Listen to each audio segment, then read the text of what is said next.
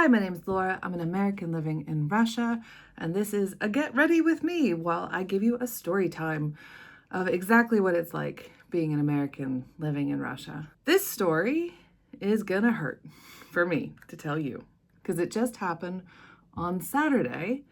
And for those paying attention, Saturday was Women's Day, International Women's Day.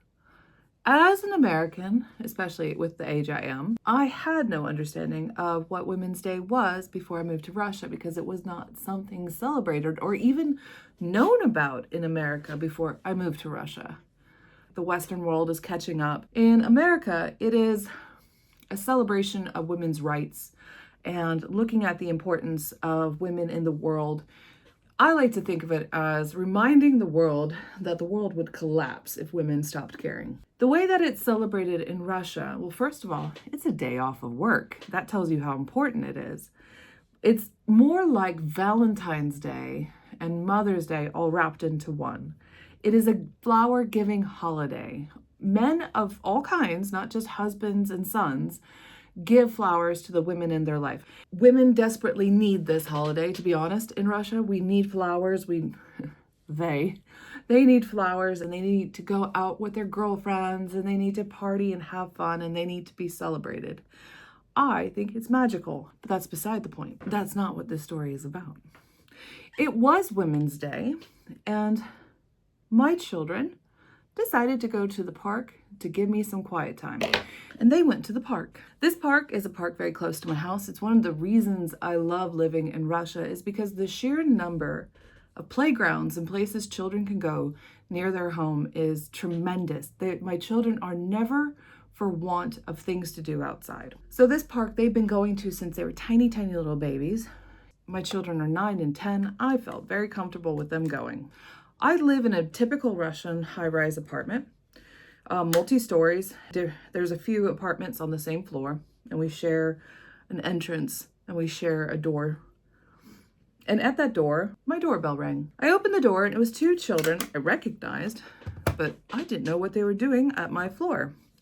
And they had come to tell me that my 2 children were at the park, and they were fighting and yelling bad words. Interesting. So I got dressed, and I made my way to the park. A little background about my family. My youngest son is autistic, a little bit. Actually, in Russia, he was diagnosed with Asperger's, which is not a diagnosis that we have anymore in America. We just consider it mild autism. It's functioning, he has social skills, but he has weird obsessions and behaves a bit unusually compared to other children. It's been a topic of many of my videos, specifically about the Russian education system. And for the most part, he's been treated very well by the system, who recognizes that he has different needs than other children, and he needs a little bit more patience and he needs more rigorous work, but also he is truly a special child. He's amazing, but he is very different. So my very wonderful, very different, and very emotional child was at the park, and him and his brother apparently had fought. And that's not that unusual. I mean, my children fight much less than other children, other brothers. They're very close in age, but they get along real well. They're very good friends until they're not. And if you have 2 children, you know exactly what I mean. So apparently they had gotten into a little conflict. One hit the other one hit back. And what happened is my youngest son became upset. And my youngest son with Asperger's, when he gets upset, becomes hysterically upset. And he starts screaming and he starts yelling. And he also starts yelling bad words. And it's part of his emotional reaction, and we are working on it at home. But this was the first time it had happened in public, and I wasn't there. So I arrived at the park, and I see a mother with my son, my youngest son. His eyes are red and wet, and he starts screaming the minute he sees me, and there's bad words that are coming out of his mouth. But what I see on his face is fear and anxiety and stress. And I come to him, and I push away his stuff, and I go to scoop him up and hold him in my arms because I know what he desperately needs at that moment is kindness and softness and a safe place to be. I look at the mother who is with him and I say, thank you. And I don't need to ask what happened. I can see it in front of me. This child is screaming. There's lots of people watching him who are worried about him.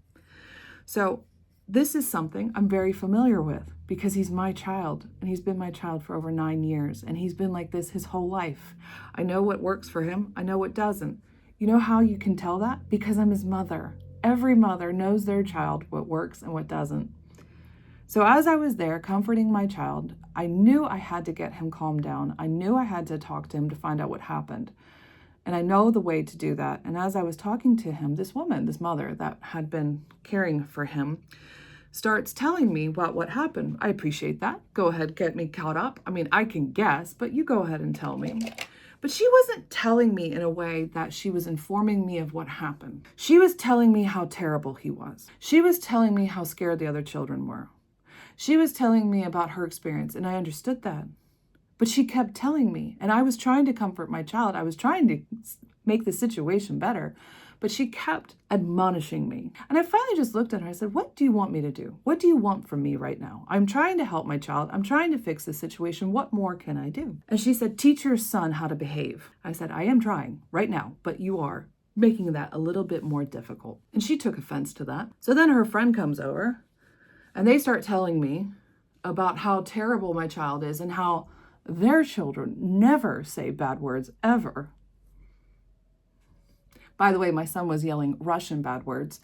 I'm not one to really say Russian bad words at home. That's something that my children picked up from school. Ever since they started this grade of school, they have come home with some really interesting phrases that they've learned.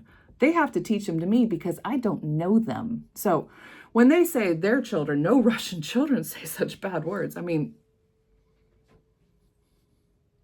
okay. By the way, that's not a thing about Russian children. That's all children. That's all children all over the world. Anyone who tells you that this children or these children are more badly behaved because they say bad words, every generation has said that. Every country has said that. Please don't think that your children or their children are special or worse. Children are children. So she starts saying that saying such bad words is so bad that she threatened to call migration. I have something to say about that. This is a particularly active topic in America right now. I want to be clear about my message here. My child was having a bad day. This woman threatened my entire life to call migration on somebody. Do you understand what that means? To call migration on an immigrant, because I'm not a Russian citizen. To call migration on an immigrant, whether it be here or there, or practically anywhere in the world, what you're saying is that what would be considered a small infraction, I'm talking like a speeding ticket level infraction. But when you call migration about such things, you are taking a small infraction and you want to punish them with their life being destroyed. Threatening somebody with being kicked out of the country, because that's all migration has. I mean, that's what you mean when you say, let's call migration. You're not saying, let's call and have you fined. You're saying, let's call and have you evaluated whether or not you should be in our country. This woman was threatening to destroy my life. My entire life is in Russia. This is my home. My blood, sweat, and tears make this home, and you want to take it from me. And not only that, you want to take my children either away from me or away from their father, because you're going to split the family up. You're threatening the most cruelest and most terrible thing to do to a person because of what? Because a bad word was said. There are many people here in Russia and in America, and I assume the world over, that think because they have this power to threaten with migration, that they have the right to use it, and somehow it makes them patriotic. You don't deserve to be here. My body reacted correctly. It acted like an existential threat to me. This woman wanted to hurt me. She wanted to hurt me and my child. So I pulled out my camera, as one does. I needed to record what was happening to me. And I have this video, and it's terrible. I sound terrible in it. I sound very emotional because I am very emotional. And the moment I pulled out this camera, this woman and her friend started acting like that they were the most upstanding citizens in the world, and I must be the one losing my mind. As most of the time, when you see videos on social media that start in the middle of the story, you have to ask what happened before it. This woman had threatened my life. As in every way that a person can do without weapons, she threatened my life. And once I put the camera on them, they said, "What are you doing? We're just trying to help you." I was trying to console my child so that I could help him. But these women wanted me to hurt. And when she saw that I was filming her on camera, by this point, a crowd had gathered around me. And there was no one in that crowd who saw my side. They saw it is us against the other. There's this strange woman speaking in a strange way and behaving strangely, and that's not acceptable. Whenever people start this crowd mentality of us versus other, it is a dangerous thing. Every country I know of, that I've lived in, that I speak to, has this idea of there is the right people and the other. And when they gather as mobs, they are capable of great evil. I felt intensely scared. And this woman felt that she had the right, nay, the duty, to grab my phone from me. I lost it. I absolutely lost it. My children were being threatened. I was being threatened, and I felt my inner tiger come out to protect myself. Can you imagine being in that situation and having to speak a foreign language? No matter how many years you've spoken a foreign language, when you're put to that type of stress, it is more than a body can handle. I was trying to remember the word for phone in Russian. For those who don't speak Russian, it's phone. Looking back on this incident, what made these women so angry? And I think I have an understanding. And this is based on my observation of people. And if you have a question about why I have the right to say I think I know what was going through their mind, I will happily direct you to my YouTube channel, where I often talk about the lessons learned from my profession. My profession is to speak to people all day, every day, and it has been for over a decade. I get into the minds of people, their motivations, their wants, their fears. I am an observer of people, and I really do understand what makes us tick. And what I saw in these women, they were angry with me because I was not angry with my child. They saw a child who was acting out, and the correct way to discipline them is to yell at them, to perform the same behavior that I should be admonishing. And I wasn't telling him that he was a bad kid, and I wasn't yelling at him, and I wasn't ripping him away from the scene. I was giving him love and compassion. And I was looking at the child underneath the exterior of protecting himself to understand what was threatening him. And I wanted him to feel safe because he felt threatened. And that was unacceptable. These women believed, because I see how they behave with each other and with me, that when someone does something unacceptable, the best thing to do is yell at it. Squish it, threaten it, make it feel fear. I do have a mission with my platforms, and that is to help bring the idea of emotional intelligence and empathy to a place that doesn't have it in large amounts. It was Women's Day. We women make this world better. We make our homes a place of safety that our emotionally insecure men can come home to and rail and whine and complain about their days, while we softly, carefully make it all better. And we love our children when they scrape their knees. And we go to fight for social justice, whether it be more parks in our cities or holding teachers accountable to better behavior. We strive to make the world a better place, and it is better because of the work that we've done. Because that is feminine energy, that is women energy. And in that moment, that's what my child needed. Any mother can see themselves in that situation. No mother is immune to this. And instead of having the community that surrounds and says, I understand, darling, I've been there. I knew what I needed in that situation. These women judged, these women hurt, these women, instead of offering a kind hand, attacked. Because that's what their mothers did to them, and that's what they do to their children. They perpetuate the cycle of misunderstanding, of refusing to understand each other, refusing to care about others because you don't feel them, the refusal to see themselves in other people. And there is no child at that park who has not done something that every other child has done. There's no mother in that park who hasn't been through the hard times like I've been through and they have been through. All of us have a shared experience of being mothers and children being children. That mob that surrounded me wanted to hurt me. I felt compelled to show my children that I do not care about the thoughts of others who might wish us harm, that I was going to continue to be their mother, and I was going to continue to speak to them softly and make them my priority, regardless of what danger was around us. I wanted my children inside my circle to feel safe.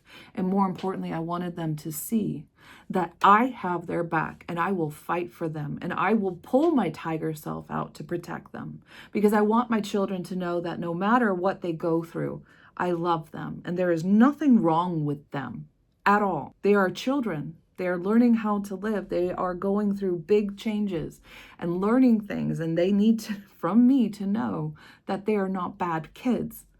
Their behavior is unacceptable, and I want to teach them what's better, but I cannot teach them while I'm telling them they are bad people.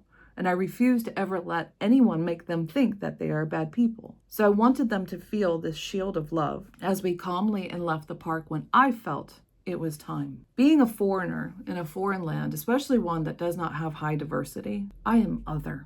And my children are other. And sometimes that's really cool and interesting, and sometimes it sparks the animalistic need to defend against your tribe. People that look and sound like you are family.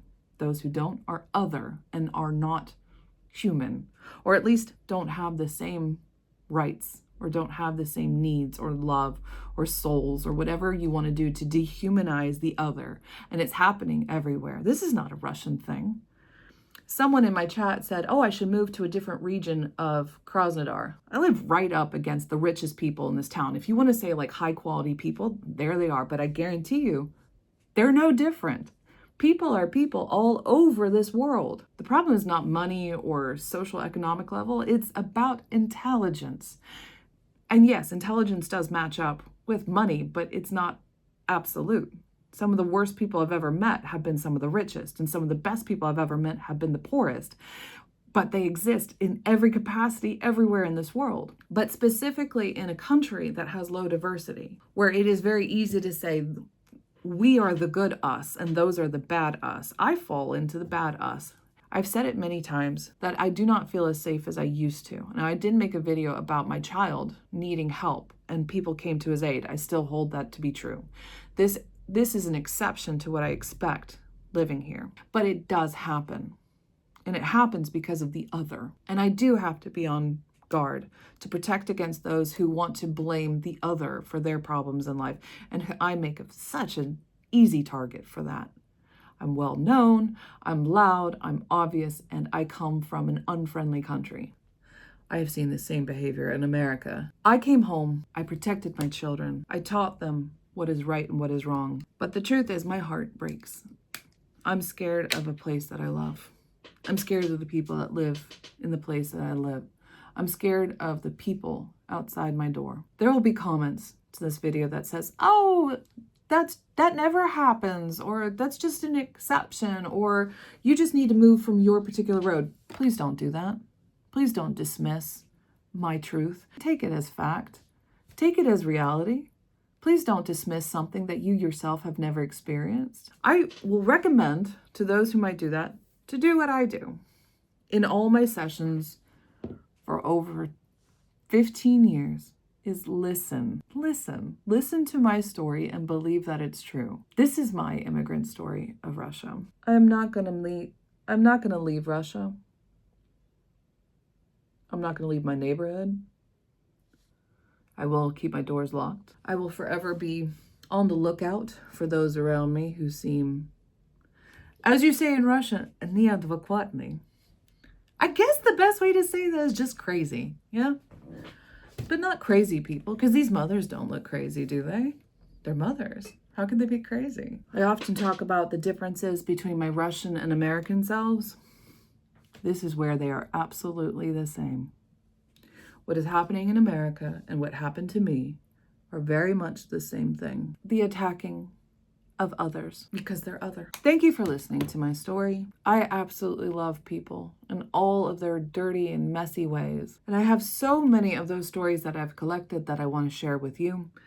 I plan on continuing this series of my weekly Get Ready With Me, and I share a little bit of the insights that I have gathered. I have been very fortunate to have such an extraordinary experience of life, and I'm happy to share it with you. So, subscribe to me, come join me on Instagram, come follow my shorts. I'm all over the internet about my experiences of being an American living in Russia. I promise they're not all so sad, and I'll see you next week.